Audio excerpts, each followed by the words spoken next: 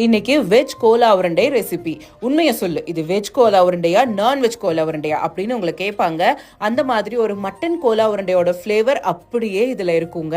7 days 7 soya chunks ரெசிபீஸில் இன்னைக்கு நம்ம பார்க்க போகிறது சோயா சங்க்ஸ் கோலா உருண்டை. பார்த்துடலாமா? சோயா சங்க்ஸை சுடு தண்ணியில் போட்டு ஊற வச்சு சுத்தமாக தண்ணியாக பிழிஞ்சு எடுத்துடணும். அதை அமுத்தி பார்த்தா ஒரு ட்ராப் தண்ணி கூட வரக்கூடாது.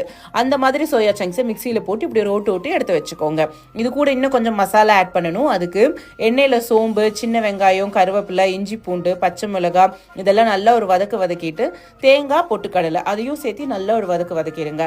ஸ்டவ் ஆஃப் பண்ண போறதுக்கு முன்னாடி மஞ்சத்தூள், மிளகாய்த்தூள், கரம் மசாலா தூள் இந்த பவுடர் ஆட் பண்ணி ஒரு பெரட்டணும்னா ஸ்டவ் ஆஃப் பண்ணிடுங்க.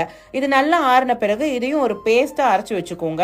நம்ம ஆல்ரெடி நல்லா அரைச்சி வச்சிருக்க சோயா சங்க்ஸ் கூட இந்த மிக்ஸையும் ஆட் பண்ணிட்டு தேவையான அளவு உப்பு, இது ரெண்டும் நல்லா பைண்ட் ஆகிறதுக்கு கொஞ்சமாக அரிசி மாவையும் ஆட் பண்ணி நல்லா பிசைஞ்சுக்கோங்க. குலாப் ஜாமுனுக்கு எப்படி நம்ம கிராக்ஸே இல்லாமல் உருட்டுவோமோ அதே மாதிரி கிராக்ஸ் இல்லாமல் உருட்டிக்கோங்க. நல்லா டைட்டாக உருட்டிக்கோங்க. அப்போ தான் எண்ணெயில் போட்டால் பிரிஞ்சு வராமல் இருக்கும். எண்ணெய் நல்லா மீடியம் ஃப்ளேமில் ஹீட் பண்ணிக்கோங்க. அதுக்கப்புறம் உள்ளே போட்டுக்கலாம். ஹை ஃப்ளேமில் இருந்ததுன்னா கண்டிப்பாக இந்த கோலா உருண்டை உடஞ்சிரும்.